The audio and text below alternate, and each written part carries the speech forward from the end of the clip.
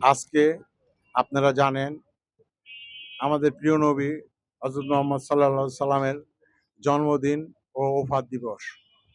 আজকের দিনে আমাদের নবী পৃথিবীতে এসেছে, পৃথিবী ছেড়ে চলে গিয়েছে। আল্লাহ পাক রব্বুল আলামিন এই নবীর জন্যই এই দুনিয়া পয়দা করছেন। আজকে আমরা যারা এখানে উপস্থিত হয়েছি, জাগির খান মুক্তি পরিষদ নেতৃবৃন্দ, জাতীয়তাবাদী দলের মূল দলের, মৎস্যজীবী দলের, শ্রমিক দলের, যুব দলের, ছাত্র দলের, গার্মেন্টস শ্রমিক দলের সবাইকে আমি ধন্যবাদ জানাই। বিশেষ করে ধন্যবাদ জানাই মাসুম হোসেন খোকনকে। সবচাইতে বেশি পরিশ্রম করে মাসুম আজকে এই এলাকাবাসীর মুরব্বীদের নিয়ে এই আয়োজন করেছে জাগির খান মুক্তি পরিষদের থেকে। আমি জাগির খানের পক্ষ থেকে ধন্যবাদ জানাই আমি মুরব্বীদের, যারা ওদের সহযোগিতা করেছেন। আপনারা জানেন বিগত আগস্ট মাসের 5 তারিখে এই দেশ নতুনভাবে স্বাধীন হয়েছে। আপনারা জানেন এই নারায়ণগঞ্জে যারা জাতীয়তাবাদী দল করে, এখন যারা জাতীয়তাবাদী দলের পরিচয় দিচ্ছেন, তাদের আপনারা এই নারায়ণগঞ্জে বা ঢাকাতে প্রোগ্রামে দেখছেন কিনা এটা আমার সন্দেহ। আপনারা জানেন এই ভূমিদস্যু, চাঁদাবাজ, মাদক ব্যবসায়ী এই এলাকাতে অনেক ছিল। আজকে এই 5 তারিখের পরে আমি যেটা শুনলাম যে অনেকেই আপনারা মুরব্বীরা যুব সমাজ নিয়ে এদেরকে বিতাড়িত করেছেন। এই জন্য আমি জানাই জাগির খান মুক্তি পরিষদের থেকে আপনাদের ধন্যবাদ। সংগ্রামী ভাইয়েরা, আপনারা জানেন দেশনেত্রী বেগম খালেদা জিয়া, জাগির খান সাহেব অসুস্থ, সে আজকে হসপিটালে পিজিতে আছেন। আপনারা সবাই তাদের দুজনের জন্য দোয়া করবেন, আল্লাহ যেন তাদের সুস্থ রাখেন।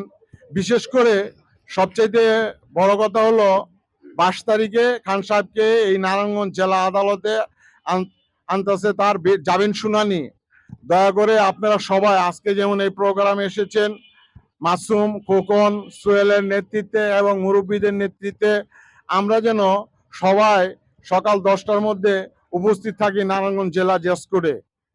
ভাইয়েরা আমার, আজকে এই ভূমিদস্যুতা, এই মাদক ব্যবসায়ী, এই চাঁদাবাজদের আপনারা রুখেছেন। আপনারা কোনো চিন্তা করবেন না।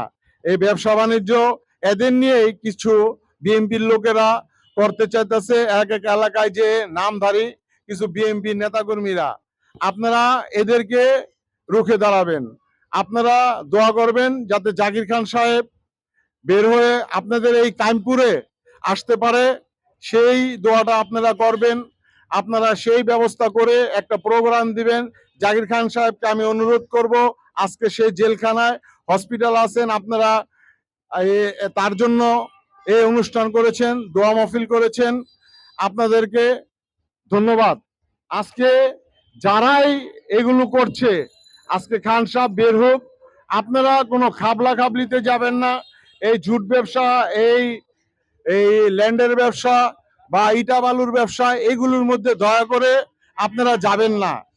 আর সবচাইতে বড় কথা হলো এই 17 বৎসর যারা কষ্ট করেছে, আমি মুরব্বীদের কাছে অনুরোধ করব একটা কথাই, যারা এই 17 বছর কষ্ট করেছে তাদেরকে আপনারা একটু মূল্যায়ন করিয়েন, তাহলেই দলের মূল্যায়ন হবে, আমাদের দলের ভোট বাড়বে। এটা জাগির খানের কথা, এটা আমার কথা না। আপনারা যদি ধানের শীষকে ভোট বাড়াইতে পারেন তাহলে আমাদের এই দেশে ধানের শীষ ক্ষমতায় আসবে। আপনারা জানেন পার্শ্ববর্তী দেশ এরা এখনো চক্রান্ত করছে, কারণ মাফিয়া মাদার সে ওই দেশেই বসবাস করছে। আপনারা ইউটিউবেও দেখছেন, খবরও দেখছেন, সে নাকি টুস করে বাংলাদেশে ঢুকে যাবে। আসলে এটা কিছু নেতাকর্মীদের বিপদগামী করার জন্য এই বক্তব্য রাখছেন। এই বক্তব্যতে তাদের যারা এই যে অসহায় নেতাকর্মী যারা টাকা কামাইছে, এরা তো এলাকা ছেড়ে চলে গেছে। আওয়ামী লীগ যারা করছে, যুবলীগ যারা করছে, ছাত্রলীগ যারা করছে, যারা অসহায় ছিল এই যুবলীগ ছাত্রলীগের জন্য যারা কথা বলতে পারে নাই, তাদের এই উস্কানিমূলক বক্তব্য দিচ্ছেন। কারণ নেত্রীর বক্তব্য তারা এটা মনে করবে যে আমার নেত্রী টুস করে আয়া পড়তেছে, আসলে না। আপনারা দেখেন আমাদের ডক্টর ইউনূস সাহেবকে সে টুস করে পদ্মা থেকেও ফেলে দিতে চেয়েছিল, অথচ আজকে এই দেশ চালাচ্ছে ডক্টর ইউনূস সাহেব। তারেক সাহেবের কি অবদান সেটা এই সমন্বয়কের ভিতরে অনেকেই বলছেন, জামাত ইসলামের নেতারাও বলতেছেন। আজকে আপনারা খান সাহেবকে সুন্দরভাবে দোয়া করে এই জেল থেকে মুক্তি হতে দেন, তারপরে সে কাকে কাকে ব্যবসায় বসাবে, কাকে কাকে কি বলবে না বলবে, আপনারা তার সাথে দেখা করবেন। আপনাদের প্রোটোকল অনুযায়ী আপনাদের ব্যবসা বাণিজ্য সবকিছু তার নির্দেশনায় আইসা পড়ব। এই জন্য আপনারা জাকির খানের যাতে দুর্নাম না হয়, আপনারা কোনো মেল ফ্যাক্টরিতে, কোনো ইটাবালুর ব্যবসা, কোনো ভূমিদস্যুতা, কোনো মাদক ব্যবসায়ীর সাথে সাক্ষাৎ করে কেউ দয়া করে এইসব জায়গায় যাবেন না। আপনাদের যদি কোনো গার্মেন্টসের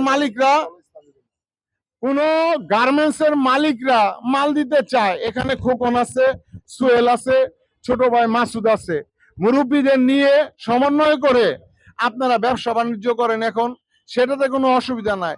কিন্তু আপনারা যদি একটা দুর্নামের কাজ করেন, একটা পত্রিকায় নিউজ আসে, নিউজটা আসলেই এটা খান সাহেবের জন্য ক্ষতি হবে। এদিকে আমাদের সবচাইতে বেশি খেয়াল রাখতে হবে।